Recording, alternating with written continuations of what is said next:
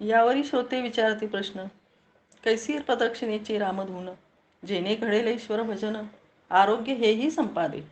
रामधूनची ऐका रीती, आधी करा ग्रामशुद्धी ती. जेणे स्नान घडे गावाप्रती, आरोग्यदायी. निघण्यापूर्वी सूर्यनारायण, करावे सडा संमार्जन. सर्व गावाने मार्ग झाडून, आनंद अनुभव, आनंद भुवन निर्मावे. जिकडे तिकडे पाणी शिंपावे, मार्ग रांगोळ्यांनी सजवावे. ठाई ठाई ठेवून द्यावे, फोटो संतात थोरांचे. सुंदर बांधावे आम्र तोरण, ठिकठिकाणी शोभवावे मैदान. आपुल्याला श्रमाचे प्रदर्शन, दारादारात ठेवावे. मग जमवणी सकल सेवकजने, रामधून काढावी गांभीर्याने. प्रथम रांग चातुर्याने, सजवावी शोभे ऐसे. लहान मुले मुलां माझी, तरुण युवक तरुणां माझे. वयोवृद्ध सहजासहजी, वृद्धान माझी योजावे. स्वतंत्र चालवाव्या महिला मुली, मार्गी आणावी शोभा चांगली. गीते म्हणणारांची योजना केली, पाहिजे मधामुधातून. बाजूनी चालवावे सेवकजन, सेवक गणवेशातच परिपूर्ण. त्यांनी सांभाळावी सेवकाची लैल, दोन दोन चालवावे. एकाने धरावी घंटा हाती, दोन ठोके द्यावेत घाटेवरती. चालू लागेल ठरली या पद्धती, रामधून जागे होणी. रघुपती राघव राजा राम, पतित पावन सीताराम. रघुपती राघव राजा राम, पतित पावन सीताराम. रघुपती राघव राजा राम, पतित पावन सीताराम. म्हणावे गायकाने प्रथम, मग म्हणावे सर्वांनी. अतिधीराची चाल धरावी, ओळ शिस्त सांभाळावी. मग गीते गायकांनी म्हणावी, राष्ट्रभक्ती भावनेची. काही म्हणावी ग्रामावर, काही म्हणावी भक्तीपर, काही म्हणावी निरंतर चारित्र्यवान करणारी. चौकातुनी दारातुनी जात असता शांतपणी, जयघोष गरजवावे भेदुनी गगन सारे. गुरुदेवाच्या जय जयकारे, भारत मातेच्या नामोच्चारे. साधू संतांच्या घोषे उद्गारे, जागृती करावी आनंदे. मार्गी थोरा मोठ्यांचे चित्र दर्शन, वंदावे उभ्यानेची हात जोडून. थांबू नये मार्गातून, रामधून सोडून या. ऐसी फेरी पूर्ण करावी, गुरुदेव चौकात स्थिरावून घ्यावी. आधीच सेवकांनी लैन लावावी, लोकांपुढे येऊन. मग तैसेची लोक उभे करावे, मोकळे मोकळे ओळीत बरवे. लहान लहानात ठेवावे, तरुण वृद्ध ऐसेची. महिलांची अलग रांग, करावी सुंदर यथा सांग. ऐसा साजवावा लोकसंग, चौका माझी वा मैदानी. मग सूचकाने सूचना द्यावी, जी सक्रिय पाटी लिहिली बरवी. प्रार्थना भाषण प्रणाम योजावी योजनेपरी. भाषणी हेच सांगत जावे, जनतेने नीट नेटके राहावे. सहकार्याने वागत असावे गावा माझे. जेव्हा वाढेल मार्गी घाण, तेव्हा होईल मलिन मन. तयायोगे विकास पूर्ण, राहील अडवून जीवांचा. सर्वांनी स्वच्छ शिस्तबद्ध व्हावे, परस्परांशी प्रेम करावे. तरीच गाव स्वर्ग व्हावे सर्वतोपरी. भाषणानंतर जयघोष करूनी, मार्गी वळवावे सकळ जन. शांतपणे चालाया सांगून, रामधून संपवावी. शेवटी जावे सेवकजने, अतिप्रसन्न होऊनी मने. स्वर्ग उतरेल या योजनेने ग्रामा माझी. लोकांना मार्गी चालताही नये, म्हणून काढला हा उपाय. गरीब अमीर अनपड सर्व हे, शिकती चालणे या माझी. दोघा दोघांच्या करीती रांगा, एका मागून एकाची जागा. गाव पवित्र करी भजन गंगा, वाढे संघटना गावाची. सहजची चालणे बोलणे येते, शिस्तीने बसणे उठणे कळते. गाणे वाजविणेही कळू लागते गावच्या दरबारी. घराघरांची होय दुरुस्ती, सौंदर्याची वाढे प्रीती. अस्वच्छतेची मिटे प्रवृत्ती, वाढे वृत्ती सहकार्याची. आपण एकही वाढे भावना, दिगंती जाई आळसीपणा. कोणी न वाटे अधिक उणा, गुणप्रदर्शना वाव मिळे. सर्वांचे सर्वांकरिता वाढे मन, लोक राहती अतिप्रसन्न. ऐसी आहे रामधून सहकार्याची बोधशाळा.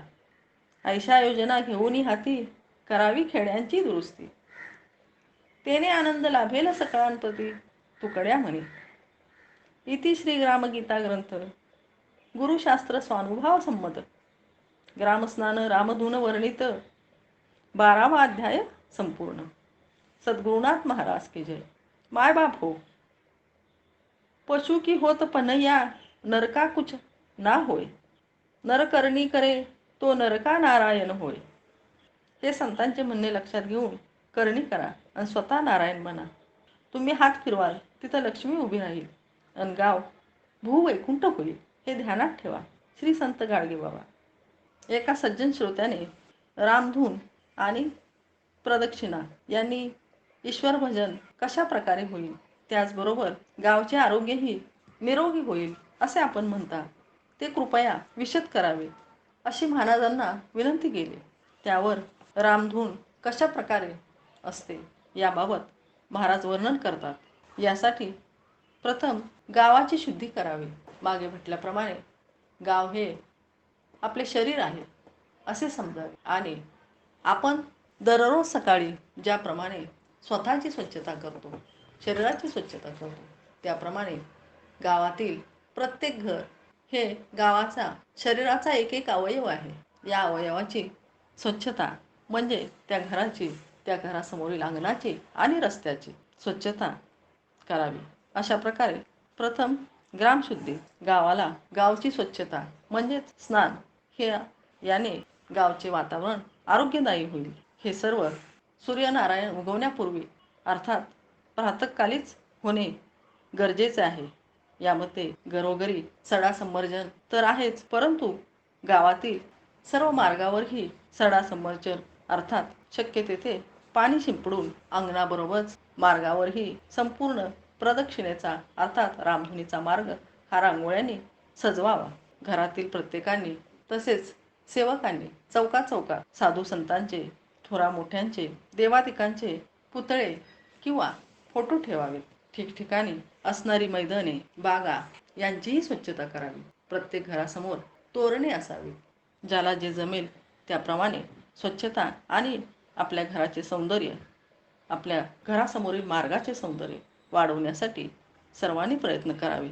आणि त्यानंतर रामप्रहरीत गावाची स्वच्छता झाल्यानंतर सर्व सेवकजनांनी ग्रामस्थांना एकत्र करून रामधुनीचे महत्त्व समजावून रामधून काढावी, अर्थात ग्रामप्रदक्षिणा काढावी. यामध्ये लोकांनी मार्गाने व्यवस्थित चालावे. त्यामध्ये गरीब श्रीमंत, शिक्षित अशिक्षित असा भेद नसावा. दोघांच्या रांगा करून सर्वांना एकापाठोपाठ एक उभे करावे. यामध्ये लहान मुले, तरुण, प्रौढ, वृद्ध, महिला, मुली यांच्या वेगवेगळ्या रांगा असाव्यात. या प्रत्येक रांगेमध्ये भजन अर्थात गीते म्हणणारे लोकांची योजना करावी. आणि जे ग्रामसेवक आहेत, संघटनेचे कार्यकर्ते आहेत, त्यांनी गणवेशात यावे. त्यांनी स्वतः प्रत्येक रांगामध्ये चालून आपण ज्या रांगेमध्ये आहोत ती रांग सांभाळावी. एकाने हातात घंटी घेऊन त्या घंटीवर ठरल्याप्रमाणे 2 ठोके द्यावे, जेणेकरून रामधून किंवा प्रदक्षिणेसाठी तयार केलेली ही रांग सुरू होईल. आणि रघुपती राघव राजा राम पतित पावन सीताराम या भजनाने रामधुनीची सुरुवात होईल. ही प्रदक्षिणा सुरू होताना हळूहळू धीराने भजनाची, गाण्याची चाल तसेच चालण्याचीही चाल, ओळीची शिस्त सर्वांनी सांभाळावी. यामध्ये राष्ट्रभक्तीपर, भावगीते, भक्तिरसपूर्ण गीते यांचा उपयोग करावा. तसेच गुरुदेव आणि भारतमाता यांचा जय जयकार करावा. साधू संत यांच्या नावाच्या घोषणा द्याव्यात. मार्गातून जाताना मार्गावर चौकात उभे केलेले साधू संत, देवादिकांचे पुतळे, फोटो पाहून लांबूनच हात जोडून नमस्कार करावा. कोणीही रांग मोडू नये. रांगेची प्रदक्षिणेची शिस्त पाळावी. यामुळे सहज बोलणे, चालणे, शिस्तीने बसणे, उठणे हे सर्वांना समजते. गाणे आणि वाजवणे हेही आपोआपच कळू लागते. आपल्या घरासमोरून रामधून अर्थात प्रदक्षिणा जाणार आहे. यासाठी घरातील अस्वच्छता दूर केली जाते. घराचे सौंदर्य वाढवण्यासाठी दुरुस्तीबरोबरच वेगळ्या प्रकारच्या कल्पना लढवून वेगळ्या प्रकारे सौंदर्य वाढवणे हे कामही आपोआपच होते. भजन गायन करत फेरी प्रदक्षिणा पूर्ण केल्यानंतर गुरुदेव चौकात किंवा आपल्या संघटनेच्या ठरलेल्या चौकात स्थानी ती स्थिर करावी आणि सेवकांनी अगोदरच लोकांपुढे येऊन कोणत्या रांगेत कोणी उभे राहावे किंवा बसावे हे ठरवावे. त्याप्रमाणे लहानात लहान, तरुण, वृद्ध तसेच महिला यांच्या वेगवेगळ्या रांगा करून त्या ठिकाणी सूचकाने सूचना देऊन सर्वांना बसण्यास सांगावे. त्यानंतर प्रार्थना, भाषण, प्रणाम याची योजना करावी. सध्याच्या काळात तर रामप्रहरी अशा प्रकारे मैदानावर लोक जमा झाल्यानंतर त्यांच्या आरोग्यासाठी योगासन, प्राणायाम यांचीही योजना ग्रामप्रमुखांनी करणे आवश्यक आहे. आपल्या शरीर स्वास्थ्यासाठी व्यायाम हा महत्त्वाचा आहे. यासाठी रामधुनीला जमल्यानंतर वेगवेगळ्या गटांसमोर योग्य सेवक नेमून त्यांनी त्या वयोगटानुसार योग्य ते व्यायाम आणि शेवटी प्राणायाम, ओंकार, भ्रमरी असे श्वसनाचे व्यायाम घेणे अतिशय आवश्यक आहे. त्यामध्येच सर्वांच्या आरोग्यासाठी, सुखशांतीसाठी विश्व प्रार्थना करावी आणि आपल्या गावात एखादी योजना असेल किंवा एखादी अडचण असेल तर ती सर्वांसमोर विशद करावी. त्यावरचा मार्ग एकमुखाने, एकमताने निवडला जाऊ शकतो किंवा गावची योजना, शासकीय योजना ही सर्वांपर्यंत सहज पोचवता येते आणि अशा प्रकारे सर्वांचे सहकार्य यामध्ये मिळते. गावातील मलिनता, घाण दूर होऊन गावाचा पूर्ण विकास होतो. स्वच्छ, शिस्तबद्ध आणि सर्वजण परस्परांशी प्रेमाने वागू लागले की आपोआपच गावाचा स्वर्ग होणार आहे. शेवटी जयघोष करून सर्वांनी शिस्तीत, शांतपणे आपापला मार्गक्रमण करावा अशा सूचना देऊन या ठिकाणी रामधून संपवावी असे महाराज सांगतात. रामधुनीमुळे किंवा या ग्रामप्रदक्षिणेमुळे दररोज प्रातःकाली उठून रामप्रहरी घरातील सर्व कुटुंबाची स्वच्छता, अंगण, रस्ते यांची स्वच्छता होणार आहे. त्यामुळे ही आरोग्यदायी सवय लहान मुलांपासून प्रौढांमध्ये रुजणार आहे. प्रदक्षिणेमुळे आपोआपच पहाटेच्या प्रसन्न वातावरणामध्ये चालणे होणार आहे. चालणे हा सुद्धा एक चांगला व्यायाम आहे.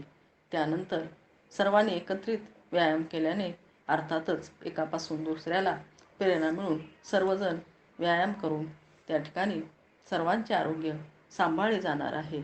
एखाद दुसरा आळशी असेल त्याचा आळशीपणाही आपोआप दूर जाणार आहे. आपण सर्वजण एकच आहोत ही भावना सर्वांमध्ये निर्माण होणार आहे. आणि कोण गायक असेल, एखादा वाद्यवृंद कलाकार असेल तर त्याच्या गुणांचे प्रदर्शन आपोआपच होणार आहे. आणि कोणामध्ये विशेष गुण असेल तर त्याचीही माहिती सर्वांना मिळणार आहे. अशा प्रकारे परस्परांचे सहकार्य मिळून सर्वांनाच योग्य तो मान मिळणार आहे. सर्व लोक अतिशय प्रसन्न होणार आहेत आणि सहकार्याने वेगवेगळ्या प्रकारच्या योजना हाती घेऊन त्या पूर्ण करता येणार आहेत. खेड्यांची दुरुस्ती करता येणार आहे. तेथे सगळ्यांना आनंद मिळणार आहे. असेच वर्णन ज्याप्रमाणे साहित्यामध्ये, पुस्तकामध्ये वर्णन केलेले असते त्या प्रकारचे खेडे निर्माण करण्यास निश्चितच वाव मिळणार आहे. यासाठी ग्रामस्नान आणि रामधून याचे वर्णन करणारा हा 12वा अध्याय महाराजांनी कथन केला असून तो या ठिकाणी पूर्ण केला आहे. सद्गुरुनाथ महाराज की जय.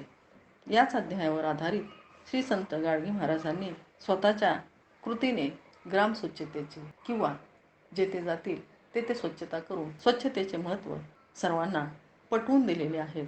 याशिवाय वेगवेगळ्या ठिकाणी आश्रमशाळा, धर्मशाळा उभारून जनसेवेचे मोठे कार्य श्री संत गाडगे महाराजांनी केलेले आहेत.